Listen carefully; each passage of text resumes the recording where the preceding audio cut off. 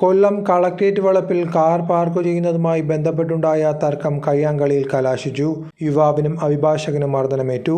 നിലമേൽ സ്വദേശി Siddique, advocate AK Krishnakumar എന്നിവർക്കാണ് മർദ്ദനമേറ്റത്. രാവിലെ 11:30ഓടെയായിരുന്നു സംഭവങ്ങൾക്ക് തുടക്കം. RTO ഓഫീസിൽ പരാതി കൊടുക്കാനെത്തിയ യുവതിയുടെ കാറിന് കുറുകെ വാഹനം പാർക്ക് ചെയ്തതിനെ ചൊല്ലിയുള്ള തർക്കമാണ് അഭിഭാഷകരുമായി കയ്യാങ്കളിയിലെത്തിയത്.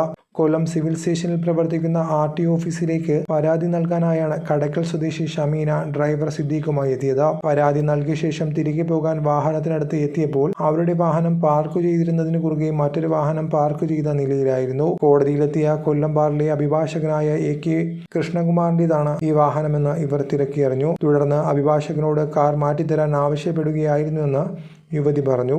എന്നാൽ വാഹനം മാറ്റാൻ കൂട്ടാക്കാതെ വന്നപ്പോൾ അഭിഭാഷകനും വാഹന ഉടമയുമായി ഡ്രൈവർ തർക്കമുണ്ടാവുകയും കയ്യാങ്കളിയിൽ എത്തുകയുമായിരുന്നു.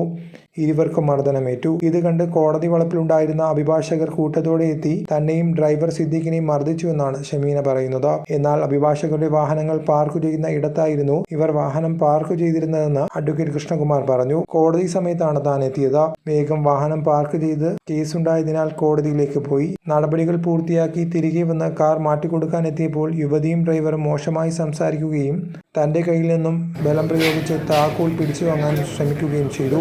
ഡ്രൈവറായ യുവാവ് മർദ്ദിക്കുകയായിരുന്നുവെന്ന് അഭിഭാഷകൻ പറയുന്നു.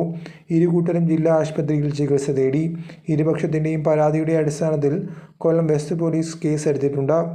പരാതിക്കാരുടെ മൊഴികളും പോലീസ് രേഖപ്പെടുത്തി. തിരിച്ചു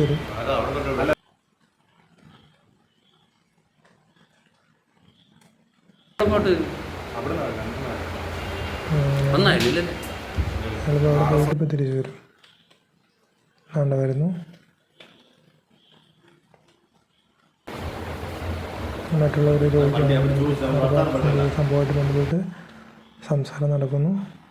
അവിടെ വീണ്ടും തിരിച്ചു പോയപ്പോഴത്തേക്ക് അവർ പിടിച്ചു നിർത്തി കാർ മാറ്റാനും പറയുന്നു.